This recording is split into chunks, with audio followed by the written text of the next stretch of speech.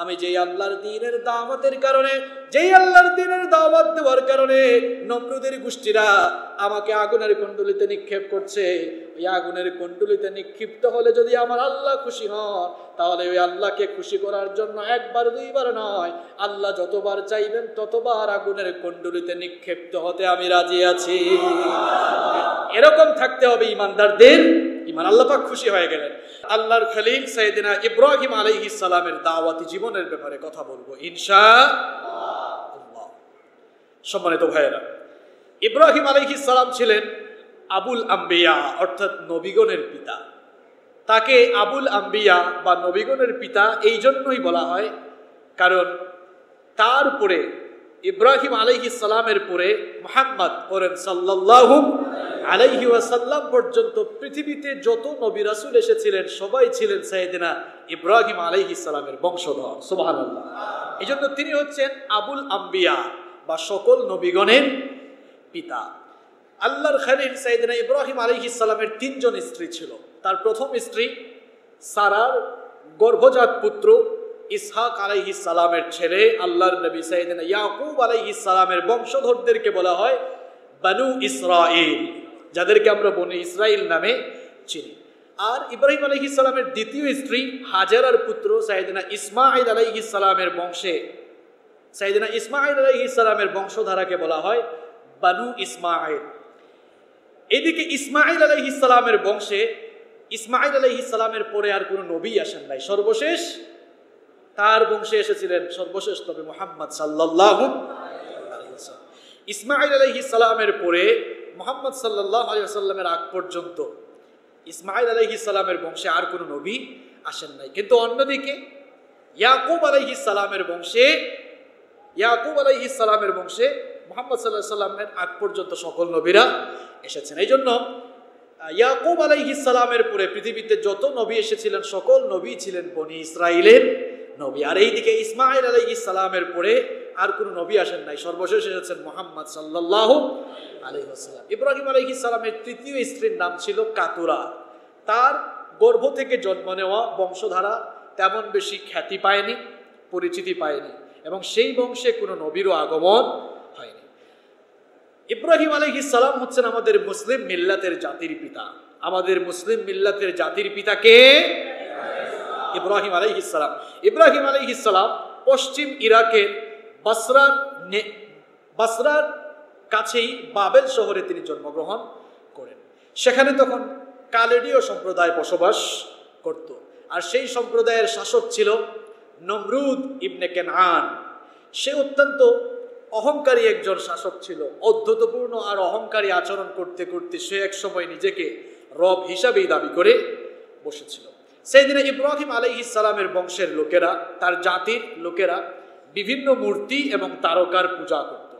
সাইয়েদনা ইব্রাহিম আলাইহিস সালাম সেই সকল মূর্তি পূজারী আর তারকা পূজারীদের কাছে আল্লাহ সুবহানাহু ওয়া তাআলার পক্ষ থেকে তাওহীদের দাওয়াত নিয়ে প্রেরিত হয়েছিলেন। কোরআনে কারীমের 25টি সূরায়, পবিত্র কোরআনে কারীমের 25টি সূরার 204টি আয়াতে সাইয়েদনা ইব্রাহিম আলাইহিস সালামের ব্যাপারে আল্লাহ তাআলা আলোচনা করেছেন। সাইয়েদনা ইব্রাহিম আলাইহিস সালামকে আল্লাহ তাআলা এমন জাতির কাছে নবী বানিয়ে পাঠালেন, তার সেই জাতির লোকেরা ছিল মূর্তি পূজক, তারকা পূজারী। আর তার বাবা ছিলেন, তার বাবার নাম ছিল আজর। তার বাবা আজর ছিলেন মূর্তির কারিগর। তিনি সর্বপ্রথম দ্বীনের দাওয়াত, তাওহীদের দাওয়াত তার ঘর থেকেই শুরু করলেন। সুবহানাল্লাহ। কারণ তিনি লক্ষ্য করে দেখলেন যে শিরকিয়াতের মূল কেন্দ্র, আশ্রয় কেন্দ্র হচ্ছে তার ঘর। কারণ তার সমাজের, তার জাতির লোকেরা যেই মূর্তির পূজা করছে সেই মূর্তিগুলো বানানো হয় তার ঘরে। তার বাবা ছিলেন মূর্তির কারিগর। এই জন্য তিনি দ্বীনের দাওয়াত, তাওহীদের দাওয়াত তার ঘর থেকেই শুরু করলেন। তিনি তার বাবাকেই সর্বপ্রথম দ্বীনের দাওয়াত দিলেন।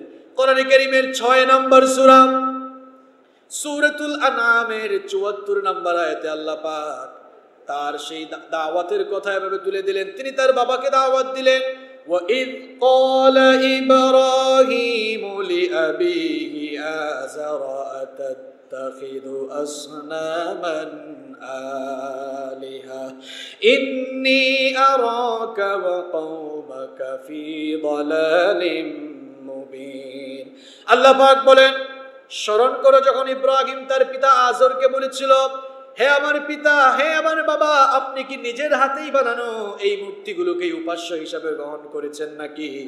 যদি সত্যিকার অর্থেই নিজের হাতে বানানো এই মূর্তিগুলোকেই আপনি আপনার উপাস্য হিসাবে গ্রহণ করে থাকেন, তাহলে আমি বলছি শোনেন, আপনি এবং আপনার কওম সুস্পষ্ট বিভ্রান্তি আর গুমরাহির ভেতরে নিমজ্জিত রয়েছেন। কোরআনে কারীমের 19 নম্বর সূরা মারইয়ামের 41 নম্বর আয়াত থেকে 48 নম্বর আয়াত পর্যন্ত আল্লাহ তাআলা বর্ণনা করছেন, ওয়াযকুর ফিল কিতাবি ইব্রাহিম ইন্নাহু কানা সিদ্দীকান নাবিয়্যা ইয ক্বালা লিআবিহি ইয়া আবাতি লিমা তা'বুদু মা লা ইয়াসমা'ু ওয়া লা ইউবসিরু ওয়া লা ইউগনি আনকা শাইআ। আল্লাহ পাক বলেন, স্মরণ করো এই কিতাবে বর্ণিত ইব্রাহিমের কথা স্মরণ করো। তিনি পরম সত্যবাদী এবং তিনি নবী ছিলেন। তিনি তার পিতাকে বলেছিলেন, হে আমার বাবা, আপনি কি এমন বস্তুর ইবাদত করবেন নাকি যা কোনো কিছু শোনে না? মূর্তি কি কোনো কথা শোনে নাকি? বলেন, যা কোনো কিছু শোনে না, যা কোনো কিছু দেখতেও পারে না, যা কোনো কিছুর উপকারও করতে পারে না, এমন মূর্তি, এমন বস্তুর উপাসনা কি আপনি করবেন নাকি? তিনি তার বাবাকে আরো বলেছিলেন, ইয়া আবাতি ইন্নী ক্বাদ জাআনি মিনাল ইলমি মা লাম ইয়াতিকা ফাত্তাবি'নি আহদিকা সিরাতান সাবিয়্যা। তিনি আরো বলেছিলেন, হে আমার বাবা, আমার কাছে এমন জ্ঞান এসেছে, আল্লাহর তরফ থেকে এমন জ্ঞান এসেছে যেই জ্ঞান তোমার কাছে নেই। সুতরাং তুমি যদি আমার অনুসরণ করো, তাহলে আমি তোমাকে সহজ সরল রাস্তার অনুসন্ধান দিয়ে দেব।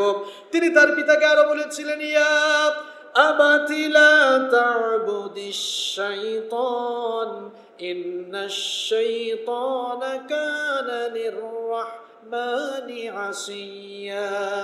তিনি বলেছিলেন, হে আমার বাবা, শয়তানের ইবাদত করবেন না, কারণ শয়তান আল্লাহর অবাধ্য।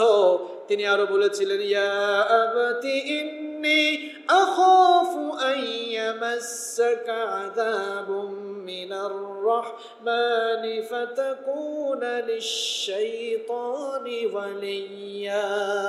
তিনি তার বাবাকে বললেন, যদি আপনি মূর্তির পূজা করেন, শয়তানের পূজা শুরু করে দেন, তাহলে আমি আশঙ্কা করছি রহমানের পক্ষ থেকে আযাব আপনাকে স্পর্শ করবে আর আপনি শয়তানের সঙ্গী হয়ে যাবেন। সাইয়েদনা ইব্রাহিম আলাইহিস সালাম সর্বপ্রথম তার ঘর থেকেই দাওয়াত শুরু করলেন এবং বাস্তবতার আলোকে দাওয়াত দিলেন। কেমন বাস্তবতা বুঝালেন? তিনি বললেন তার বাবাকে, এই যে মূর্তিগুলোর পূজা আপনি করছেন, এগুলো তো কোনো কিছু দেখে না, কোনো কিছু শুনে না, এরপরে এই মূর্তিগুলো কোনো উপকারও করতে পারে। কি বলেন? এই যে মূর্তির অনেক হাত থাকে, এতগুলা হাত থাকে, কোনো হাত দিয়ে মানুষকে উপকার করা তো দূরের কথা, তার গায়ে যদি একটা মশা মাছি বসে, মশা মাছিকে তাড়ায় দিতে পারবে সেই ক্ষমতা আছে? কোনো কিছু দেখে, কোনো কিছু শোনে? তো ইব্রাহিম আলাইহিস সালাম তার বাবাকে সেই বাস্তবতা বুঝিয়েই দাওয়াত দিচ্ছে। ইব্রাহিম আলাইহিস সালাম যখন তার বাবাকে দাওয়াত দিলেন, তার বাবা সেই দাওয়াতকে প্রত্যাখ্যান করে বললেন, ক্বালা আরাগিবুন আনতা আন আলিহাতি ইয়া ইব্রাহিম লাইন লাম তানতাহি লাআরজুমান্নাকা ওয়াহজুরনি মালিয়্যা। তিনি তখন বললেন, হে আমার ছেলে ইব্রাহিম, তুমি কি আমার উপাস্যদের থেকে মুখ ফিরিয়ে নিয়েছো? যদি তুমি আমার উপাস্যদের থেকে মুখ ফিরিয়ে নাও, তাহলে অবশ্যই আমি তোমাকে পাথর নিক্ষেপ করে হত্যা করে ফেলবো। চিন্তা করেছেন, নিজের ছেলেকে বলছে যে আমি তোমাকে পাথর নিক্ষেপ করে হত্যা করে ফেলবো। ওয়াহজুরনি মালিয়্যা, এবং আমি তোমার সাথে বিচ্ছেদ ঘটিয়ে ফেলবো। সাইয়েদনা ইব্রাহিম আলাইহিস সালাম তার বাবার মুখ থেকে এই জবাব শুনে বললেন, ক্বালা সালামুন আলাইকা সাআস্তাগফিরু লাকা রাব্বি ইন্নাহু কানা বি হাফিয়্যা। তিনি তখন বললেন, হে আমার বাবা, তোমার উপরে সালাম, আমি তোমার জন্য আল্লাহর কাছে ইস্তেগফার করব, কারণ নিশ্চয়ই তিনি আমার প্রতি বড়ই অনুগ্রহশীল। আর তুমি ভালো করে শুনে রাখো, আমার সাথে যদি তুমি দ্বীনের কারণে বিচ্ছেদ ঘটাও, ভালো করে শুনে রাখো, ওয়া আ'তাযিলুকুম ওয়া মা তাদউনা মিন দুনিল্লাহি ওয়া আদউ রাব্বি আসা আল্লা আকুনা বিদুআই রাব্বি শাকিয়্যা। তিনি তার বাবাকে বলেছিলেন, তোমরা যারা আল্লাহকে বাদ দিয়ে মূর্তির পূজা করো, তারকার পূজা করো, তোমরা যারা আল্লাহর সাথে শরীক করো, আমি তোমাদেরকে আর তোমাদের সেই সকল শরীক উপাস্যদেরকে বর্জন করলাম। আর আমি এই আশা রাখি, আমি আমার রবের ইবাদত করে কখনো ব্যর্থ হব না। তার ঘরেই তিনি যখন দাওয়াত দিলেন, তার বাবাকে দাওয়াত দেওয়ার পর তার বাবা তার দাওয়াতকে প্রত্যাখ্যান করলেন। তার বাবা যখন তার দাওয়াতকে প্রত্যাখ্যান করলেন, এবার সাইয়েদনা ইব্রাহিম আলাইহিস সালাম তার জাতির লোকদের সামনে দাওয়াত উপস্থাপন করলেন। এবার তিনি তার কওমের লোকদের কাছে, তার জাতির লোকদের কাছে আল্লাহর দ্বীনের দাওয়াত দিলেন। কোরআনে কারীমের 26 নম্বর সূরা সূরাতুশ শুআরা এর 69 নম্বর আয়াত থেকে আল্লাহ পাক বর্ণনা করছেন, ওয়াতলু আলাইহিম নাবা ইব্রাহিম ইয ক্বালা লিআবিহি ওয়া কওমিহি মা তা'বুদুন। আল্লাহ পাক বলেন, হে নবী, আপনি এদেরকে ইব্রাহিমের ঘটনা শুনিয়ে দিন, যখন তিনি তার পিতা এবং তার সম্প্রদায়কে বলেছিলেন, তোমরা কি জিনিসের ইবাদত করো, কোন বস্তুর উপাসনা করো। তখন তার সম্প্রদায়ের লোকেরা জবাব দিয়েছিল, ক্বালু না'বুদু আসনামান ফানাযাল্লু লাহা আকিফিন। তার সম্প্রদায়ের লোকেরা তখন জবাব দিয়েছিল, আমরা তো কেবল মূর্তির পূজা করি, আর এই মূর্তির পূজায় আমরা অনবরত লিপ্ত থাকি। তখন সাইয়েদনা ইব্রাহিম আলাইহিস সালাম তার কওমের লোকদেরকে প্রশ্ন করলেন, ক্বালা হাল ইয়াসমাউনাকুম ইয তাদউন আও ইয়ানফাউনাকুম আও ইয়াদুররুন। তিনি তার সম্প্রদায়ের লোকদেরকে প্রশ্ন করলেন, তোমরা যে মূর্তির পূজা করো, সেই মূর্তিগুলো কি তোমাদের কথা শোনে নাকি? তোমরা যখন মূর্তির কাছে চাও কিংবা ফরিয়াদ করো, মূর্তি কি তোমাদের কথা শোনে নাকি? এই মূর্তিগুলো কি তোমাদের উপকার বা তোমাদের অপকার করতে পারে নাকি? তখন তার সম্প্রদায়ের লোকেরা জবাব দিয়েছিল, ক্বালু বাল ওয়াজাদনা আবাআনা কাযালিকা ইয়াফআলুন। তারা বলল, আমরা এত কিছু জানি না, আমাদের পূর্বপুরুষরাও এই মূর্তিগুলোর পূজা করত, এই জন্য আমাদের বাপদাদাদের থেকে পাওয়া এই মূর্তিগুলোর পূজা আমরাও করি। তখন সাইয়েদনা ইব্রাহিম আলাইহিস সালাম তার সম্প্রদায়ের লোকদের কাছে প্রশ্ন ছুড়লেন, ক্বালা আফারাআইতুম মা কুনতুম তা'বুদুন আনতুম ওয়া আবাউকুমুল আকদামুন ফাইন্নাহুম আদুউল লি ইল্লা রাব্বাল আলামিন। তিনি তখন বলেছিলেন, হে আমার সম্প্রদায়ের লোকেরা, তোমরা কি ভেবে দেখেছো নাকি, তোমরা কি চিন্তা করেছো নাকি, তোমরা এবং তোমাদের পূর্বপুরুষরা যেই বস্তুগুলো, যেই মূর্তিগুলো ইবাদত তোমরা করো, এই মূর্তিগুলো তো তোমাদের কোনো উপকারে আসে না, বরং বিশ্বজাহানের রবের পরিবর্তে তোমাদের এই উপাস্যগুলোকে আমি আমার শত্রু মনে করি। তিনি যখন এই কথা বললেন, তার সম্প্রদায়ের লোকেরা তখন বলল, তুমি যে রবের দাওয়াত দাও, তুমি যে রবের দাওয়াত দাও, তুমি যে উপাস্যের দাওয়াত দাও, তিনি আবার কোন রব? এবার তিনি তার সম্প্রদায়ের সামনে রবের পরিচয় তুলে ধরলেন, আল্লাযী খালাকানি ফাহুয়া ইয়াহদিন ওয়াল্লাযী হুয়া ইউতঈমুনি ওয়া ইয়াসকিন। তিনি তখন তার সম্প্রদায়ের লোকদেরকে বললেন, আমি সেই রবের কথা বলছি, সেই রবের দাওয়াত দিচ্ছি যিনি আমাকে সৃষ্টি করেছেন, সৃষ্টি করার পর যিনি হেদায়াত দিয়েছেন, সেই রবের দাওয়াত দিচ্ছি, যিনি আমাকে খাওয়ান, যিনি আমাকে পান করান। ওয়া ইযা মারিদতু ফাহুয়া ইয়াশফিন ওয়াল্লাযী ইউমীতুনি يحيين আমি তোমাদেরকে সেই রবের দাওয়াত দিচ্ছি যিনি অসুস্থ হয়ে গেলে সুস্থতা দান করেন, আরোগ্য দান করেন, যিনি মানুষের মৃত্যু ঘটানোর উপর যিনি আবার মানুষকে পুনর্জীবিত করেন। আর আমি আশা রাখি ওয়াল্লাযী আত'আমু আন ইয়াগফিরা লি খাতিআতি ইয়াউমাদ্দিন, আর আমি সেই রবের ব্যাপারে আশা রাখি যে তিনি আমার ভুল ত্রুটিগুলোকে মাফ করে দেবেন। আমি আমার সেই রবের ব্যাপারেই তোমাদেরকে দাওয়াত দিচ্ছি। ইব্রাহিম আলাইহিস সালাম যখন তার মূর্তি পূজারী এই কওমকে দাওয়াত দিলেন, তারা ইব্রাহিম আলাইহিস সালামের দাওয়াতকে প্রত্যাখ্যান করলো। যদিও ইব্রাহিম আলাইহিস সালাম বাস্তবতার আলোকে তাদেরকে দাওয়াত দিলেন। বাস্তবতা কি? যেই মূর্তিগুলোর ইবাদত তোমরা করো এগুলো তোমরা নিজেরা বানিয়েছো, তাহলে তোমাদের সৃষ্টি করা জিনিস তোমাদের আবার স্রষ্টা হয় কেমনে? বাস্তবতা বুঝালেন। এরা তো তোমাদের কথা শোনে না, এরা কিছু দেখেও না, তোমাদের উপকারও করতে পারে না, ক্ষতিও করতে পারে না, এরপরেও কেন তোমরা এই মূর্তিগুলোর পূজা করছো? কিন্তু এই মানুষগুলোর অন্তর বক্র ছিল। হেদায়েতের মালিক কে? এই মানুষগুলোর অন্তর বক্র ছিল, এজন্য তারা ইব্রাহিম আলাইহিস সালামের দাওয়াতকে প্রত্যাখ্যান করলো। আমি বক্তব্যের শুরুতেই আপনাদেরকে বলেছিলাম যে ইব্রাহিম আলাইহিস সালামের এই জাতি তারা মূর্তি পূজারী ছিল, আবার সাথে সাথে তারকার পূজারীও ছিল। এবার ইব্রাহিম আলাইহিস সালাম তারকা পূজারীদের সাথেও বিতর্ক করলেন। বাস্তবতার ভিত্তিতে এই তারকা পূজারীদেরকে সতর্ক করলেন যে সাবধান, তুমি তো শিরক করছো, ফিরে আসো আল্লাহর দিকে। কোরআনে কারীমে আল্লাহ তাআলা সেই ঘটনা তুলে ধরেছেন। কোরআনে কারীমের 6 নম্বর সূরা সূরাতুল আনআমের 75 থেকে 80 নম্বর আয়াতে আল্লাহ পাক তারকা পূজারীদের সাথে ইব্রাহিম আলাইহিস সালামের বিতর্কের সেই ঘটনা তুলে দিয়েছেন। আল্লাহ তাআলা বলছেন, وَكَذَلِكَ نُرِي إِبْرَاهِيمَ مَلَكُوتَ السَّمَاوَاتِ وَالْأَرْضِ وَلِيَكُونَ مِنَ الْمُوقِنِينَ।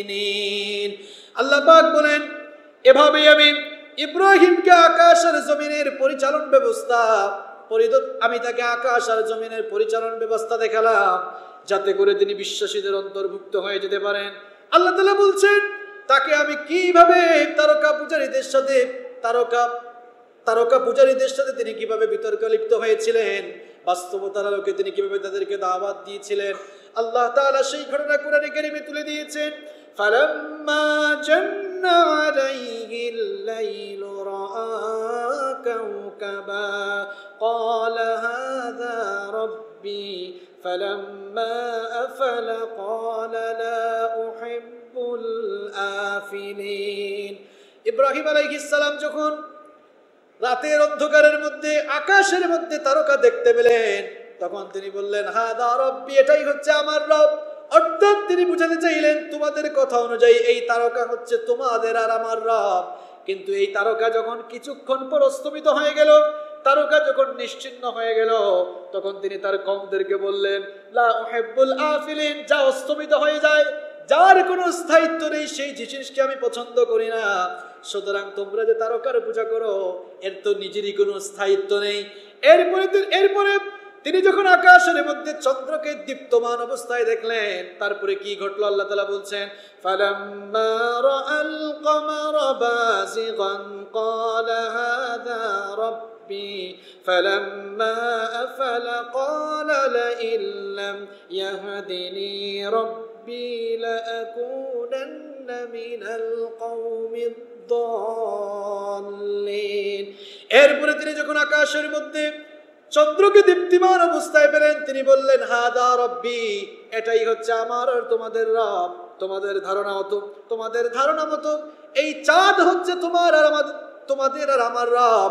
কিন্তু কিছুক্ষণ পরে যখন রাতের এক অংশে চাঁদ অস্তমিত হয়ে গেল, তখন তিনি তার সম্প্রদায়ের লোকদেরকে বললেন, যা অস্তমিত হয়ে যায়, অস্তমান কোন সত্তাকে আমি পছন্দ করি না।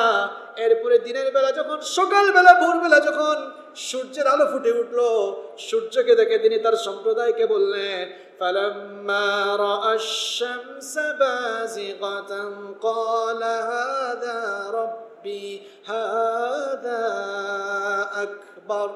সূর্যকে তখন তেজোদ্দীপ্ত অবস্থায় উদীয়মান পেলেন, সূর্যকে দেখে তিনি বললেন, এটা তো চন্দ্র আর তারকার চেয়ে অনেক বড়। তোমাদের কথা অনুযায়ী এই সূর্য তোমাদের আর আমার রব। কিন্তু সূর্য যখন সন্ধ্যাবেলায় অস্তমিত হয়ে গেল, সূর্য যখন ডুবে গেল, তিনি তখন বললেন, فلما أفلت قال يا قوم إني بريء مما تشركون। সূর্য যখন ডুবে গেল তখন তিনি তার সম্প্রদায়ের লোকদেরকে বললেন, হে আমার সম্প্রদায়ের লোকেরা, তোমরা যারা শিরকের মধ্যে নিমজ্জিত রয়েছে, এই সূর্যটাও তো অস্তমিত হয়ে গেল, সুতরাং অস্তমান কোন জিনিস কখনো মানুষের রব হতে পারে না। কারণ এই যে তারকার পূজা তোমরা করো, চন্দ্রের পূজা করো, সূর্যের পূজা করো, এগুলোর কোনোটারই তো স্থায়িত্ব নেই। বাস্তবতার আলোকে দাওয়াত দিচ্ছেন। এবার তিনি বললেন, ইন্নী ওয়াজ্জাহতু ওয়াজহিয়া লিল্লাযী ফাতারাস সামাওয়াতি ওয়াল আরদা হানিফা ওয়া মা আনা মিনাল মুশরিকিন। তিনি তার সম্প্রদায়ের লোকদেরকে জানিয়ে দিলেন, তোমরা যে সূর্য চন্দ্র তারকার পূজা করো, এই সব জিনিস থেকে আমি মুখ ফিরিয়ে নিয়ে আমি আমার চেহারাকে ফিরিয়ে নিচ্ছি সেই সুমহান সত্তার দিকে, যিনি আকাশ জমিনে যা কিছু আছে, এই সূর্য চন্দ্র গ্রহ সব কিছু যিনি সৃষ্টি করেছেন, আমি তার দিকে মুখ ফিরিয়ে দিলাম। সুবহানাল্লাহ। বলে তো তিনি এই বিতর্কের মাধ্যমে এই তারকা পূজারীদেরকে বাস্তবতার আলোকে আল্লাহর দ্বীনের দাওয়াত দিয়েছিলেন। এবার এই তারকা পূজারীরা দেখলো তাদের সব কিছুই ভুল। এবার তারা তাদের ইজ্জত রক্ষার জন্য ইব্রাহিম আলাইহিস সালামের সাথে বিতর্কে লিপ্ত হয়ে গেল।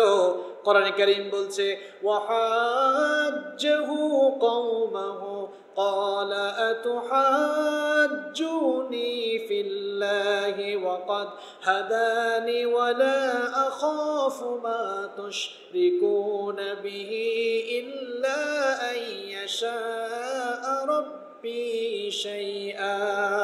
ইব্রাহিম আলাইহিস সালামের সাথে তারা তর্কে লিপ্ত হয়ে গেল।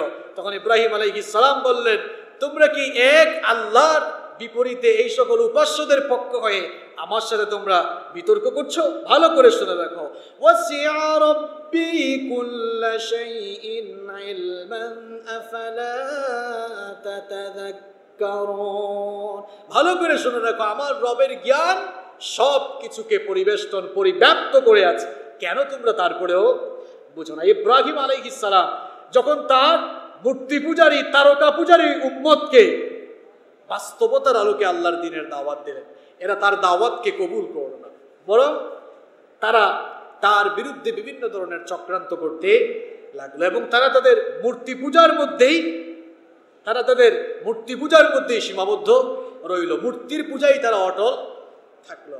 শেষে ইব্রাহিম আলাইহিস সালাম বললেন, ঠিক আছে, তোমরা যেহেতু তোমাদের মূর্তি পূজা ছাড়বা না, তাল্লাহি লা আকিদান্না আসনামাকুম বা'দা আন তুওয়াল্লু মুদবিরিন।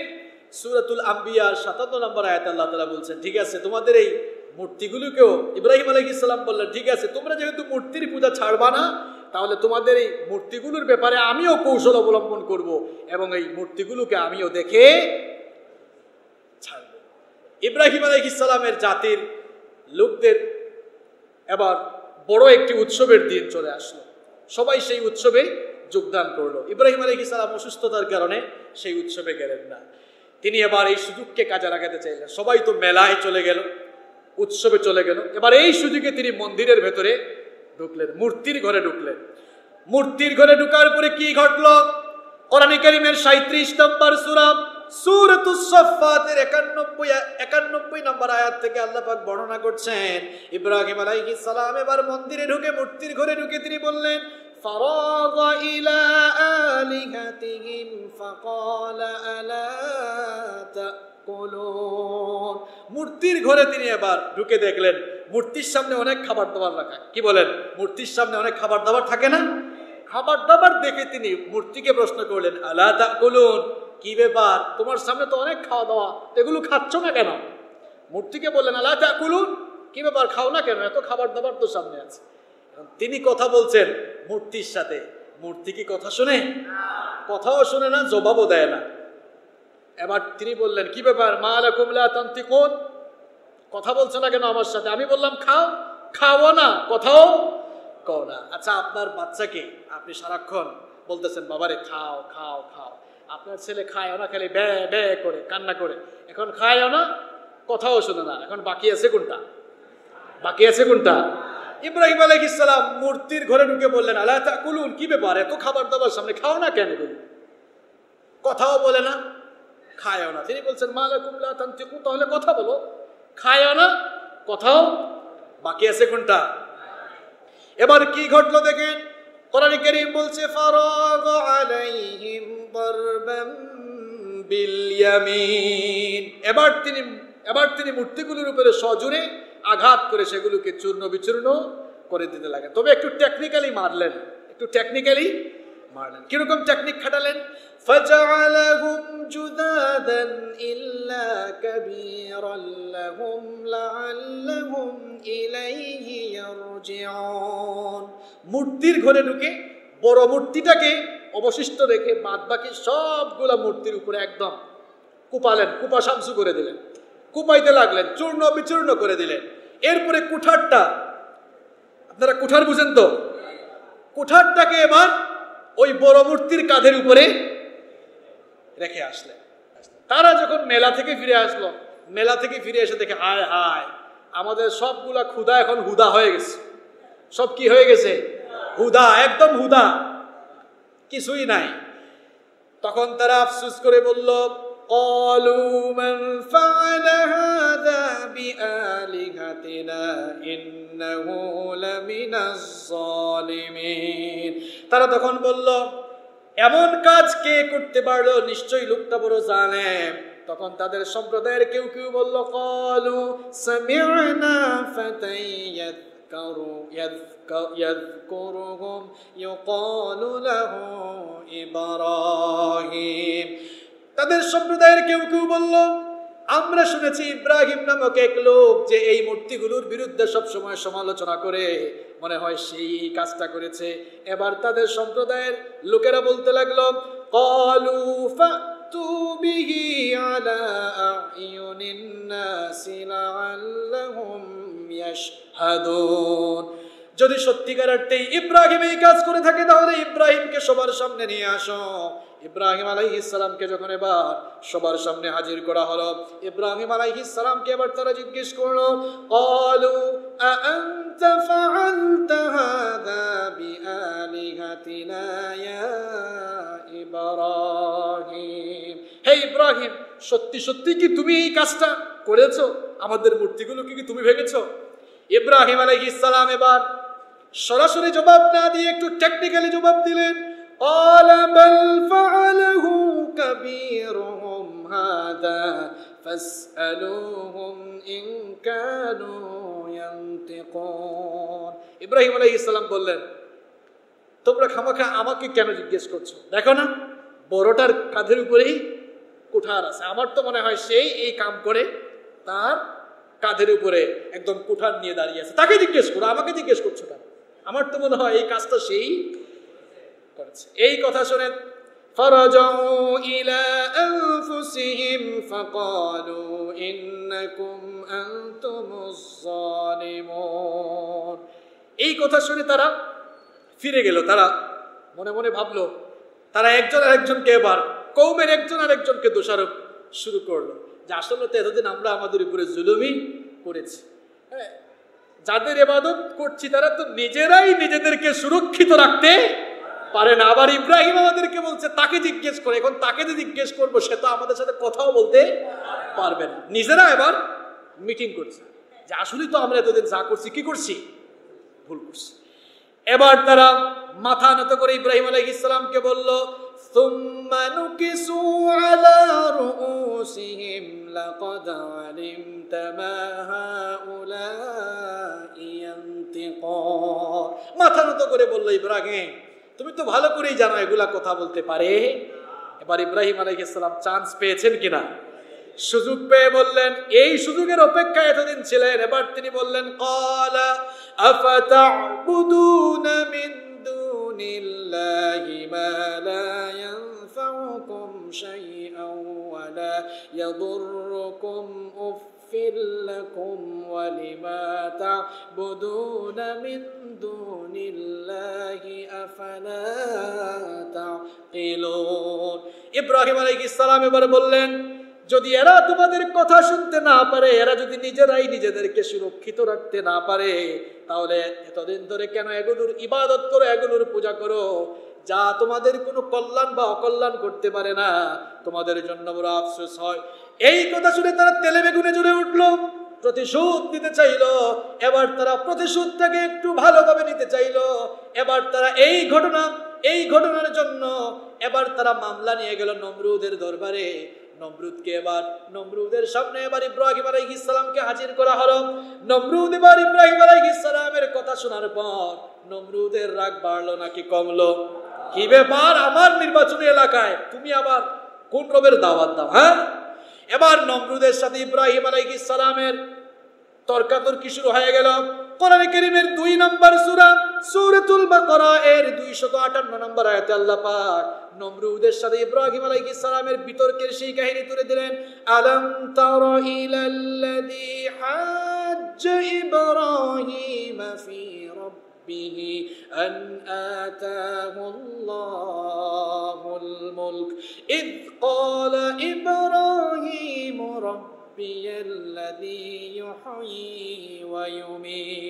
আল্লাহ পাক বলেন, তুমি কি দেখোনি, তুমি কি ওই লোকের ব্যাপারে জানো না যাকে আল্লাহ পাক ক্ষমতা দিয়েছিলেন আর ইব্রাহিমের সাথে সে বিতর্ক করেছিল?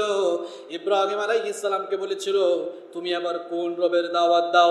ইব্রাহিম আলাইহিস সালাম তখন বলেছিলেন রব্বি আল্লাযী ইউহয়ী ওয়া ইউমীত, আমি সেই রবের দাওয়াত দিচ্ছি যিনি মানুষকে জীবন দেন এবং যিনি মানুষকে মৃত্যু দেন। এই কথা শুনে নমরুদ এবার বলল ক্বালা আনা উহয়ী ওয়া উমীত। নমরুদ ইবনে কেনান সে বলল আমিও তো জীবন দেই, আমিও তো মরণ দেই। দেখেছেন অবস্থা? ইব্রাহিম আলাইহিস সালাম বললেন কেমনে? এবার নমরুদ তো সেই সময়ের সবচেয়ে বড় শাসক। নমরুদ কি করলো? একজন নিরপরাধ মানুষকে ধরে এনে মেরে ফেললো। বললো দেখছো আমি মানুষকে মৃত্যু দিতে পারি। এবার সে জল্লাদকে বলল যাও জেলখানা থেকে মৃত্যুদণ্ড প্রাপ্ত একজন আসামিকে নিয়ে আসো। নিয়ে আসা হলো, তাকে খালাস দিল। বললো দেখছো আমি মানুষকে জীবনও দিতে পারি। এই কথা শুনে এবার ইব্রাহিম আলাইহিস সালাম বললেন ক্বালা ইব্রাহিম ফাইন্নাল্লাহা ইয়াতি বিশ-শামসি মিনাল মাশরিকি ফাতি বিহা মিনাল মাগরিব। ইব্রাহিম আলাইহিস সালাম তখন বললেন তোর যদি এতই ক্ষমতা থাকে তাহলে ভালো করে শোন, আল্লাহ পাক প্রত্যেকদিন পূর্ব দিগন্তে সূর্য উদিত করেন আর পশ্চিম দিগন্তে অস্তমিত করেন। তোর যদি এতই ক্ষমতা থাকে আর তুই যে নিজেকে উপাস্য হিসাবে দাবি করছিস, তোর যদি এতই ক্ষমতা থাকে তাহলে আগামীকাল থেকে সূর্যকে পশ্চিম দিগন্তে উদিত করে পূর্ব দিগন্তে নিয়ে অস্তমিত কর। এবার ঝামেলা আছে না নাই? এই কথা শুনে আবার নমরুদের সব পাওয়ার আছে না গেছে? নমরুদ তখন তার অবস্থা কি হলো দেখেন, লজ্জিত হয়ে গেল। ফাবুহিতাল্লাযী কাফারা ওয়াল্লাহু লা ইয়াহদিল কওমাজ যালিমিন। লজ্জিত হয়ে গেল, অনুতপ্ত হয়ে গেল, রেগে বেগে একদম তেলে বেগুনে জ্বলে উঠলো। এবার সে সবাইকে অর্ডার করলো আর দেরি করা যাবে না। ইব্রাহিম আমাদের উপাস্যদের বিরুদ্ধে চলে গিয়েছে, আমার বিরুদ্ধেও চলে গিয়েছে। এবার সে বলল ক্বালু হাররিকুহু ওয়ানসুরু আলিহাতাকুম ইন কুনতুম ফাইলিন। আগুনের কুণ্ডলি জ্বালাও আর অগ্নিকুণ্ডে ইব্রাহিমকে কি করো? নিক্ষিপ্ত। এবার তারা বিশাল আগুনের কুণ্ডলি জ্বালালো। বিশাল আগুনের কুণ্ডলি জ্বালানোর পর এবার তারা চরকির মাধ্যমে অর্থাৎ এক ধরনের নিক্ষেপণ যন্ত্রের মাধ্যমে সাইয়েদনা ইব্রাহিম আলাইহিস সালামকে সে আগুনের কুণ্ডলিতে যখন নিক্ষেপ করতে যাবে, সাইয়েদনা ইব্রাহিম আলাইহিস সালাম লক্ষ্য করে দেখলেন আগুনের কুণ্ডলিতে ঝাঁপ দিতে হবে। তিনি তখন বলেছিলেন হাসবুনাল্লাহু ওয়া নি'মাল ওয়াকিল। রাইসুল মুফাসসিরিন আব্দুল্লাহ ইবনে আব্বাস রাদিয়াল্লাহু আনহু বলেছেন, তিনি তখন এই দোয়া করেছিলেন হাসবুনাল্লাহু ওয়া নি'মাল ওয়াকিল, আমার জন্য আল্লাহই যথেষ্ট আর তিনিই আমার জন্য উত্তম অভিভাবক। সাইয়েদনা ইব্রাহিম খলিলুল্লাহকে যখন আগুনের কুণ্ডলিতে নিক্ষেপ করা হবে এমন সময় সাইয়েদনা জিবরিল এসে বললেন ওগো আল্লাহর খলিল ইব্রাহিম, আপনাকে তো আগুনের কুণ্ডলিতে নিক্ষেপ করা হবে, আপনি যদি চান তাহলে আমি আপনাকে সাহায্য করতে পারি। আমাকে যে আল্লাহ পাক ডানা দিয়েছেন, আমার ডানার একটা ঝাপটা একটা বাতাসে বিশাল এই আগুনের কুণ্ডলীকে আমি সমুদ্রের পানির মতো আমি বানিয়ে ফেলতে পারবো। সাইয়েদনা ইব্রাহিম খলিলুল্লাহ তখন বললেন ওগো জিবরিল, তুমি যে এই কাজ করবে আল্লাহ কি তোমাকে আদেশ দিয়েছেন নাকি? জিবরিল তখন বললেন না, আল্লাহ আমাকে আদেশ দেন নাই। এবার সাইয়েদনা ইব্রাহিম খলিলুল্লাহ বললেন, আল্লাহ যদি আদেশ দিয়ে না থাকেন তাহলে করার দরকার নাই। এবার মিকাইল বললেন, ওগো আল্লাহর খলিল ইব্রাহিম, আপনার এই কষ্ট থেকে আমাদের সহ্য হচ্ছে না। আমাকে আল্লাহ পাক বৃষ্টি বর্ষণের দায়িত্ব দিয়েছেন, আপনি যদি চান তো আমাকে বলেন, আমি বৃষ্টি বর্ষণ করে বিশাল এই আগুনের কুণ্ডলীটা নিভিয়ে দেই।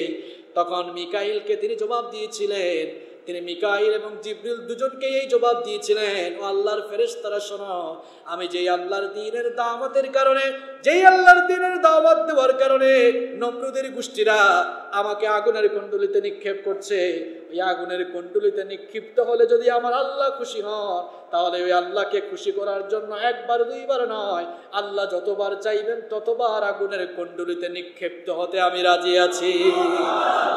এরকম থাকতে হবে ইমানদারদের ইমান। আল্লাহ পাক খুশি হয়ে গেলেন, আল্লাহ পাক খুশি হয়ে গেলেন। নমরুদের গোষ্ঠী এবার সাইয়েদনা ইব্রাহিম আলাইহিস সালামকে আগুনের কুণ্ডলীতে নিক্ষেপ করলো। আগুনের কুণ্ডলীতে নিক্ষেপ করে তারা ভেবেছিল ইব্রাহিম এবার জ্বলে পুড়ে ছাই হয়ে যাবে, কিন্তু ঘটনা উল্টো ঘটে গেল। আল্লাহ পাক তখন আগুনকে অর্ডার করলেন, আগুনের মালিককে, আগুনকে আল্লাহ পাক অর্ডার করলেন, ইয়া নারু কুনি বারদাও ওয়া সালামান আলা ইব্রাহিম। তিনি আগুনকে অর্ডার করলেন, হে আগুন, তুমি আমার খালিল ইব্রাহিমের জন্য শান্তিদায়ক হয়ে যাও, নিরাপত্তাদায়ক হয়ে যাও। সুবহানাল্লাহ। আগুনের কুণ্ডলীতে নিক্ষিপ্ত করার পরেও সাইয়েদনা ইব্রাহিম আলাইহিস সালামকে অক্ষত রেখেছিলেন কে? আল্লাহ। সে আল্লাহ এখন আর নাই, থাকলেও পাওয়ার আর আগের মতো নাই, না? বিশ্বাস হয়? তাহলে দ্বীনের পক্ষে থাকলে মদদ আসবে কার পক্ষ থেকে? এরপরে তিনি নমরুদের এলাকা ছেড়ে কেনানের দিকে হিজরত করেছিলেন। আলোর পথে 24 24 ঘন্টা শুধু ইসলাম প্রচার।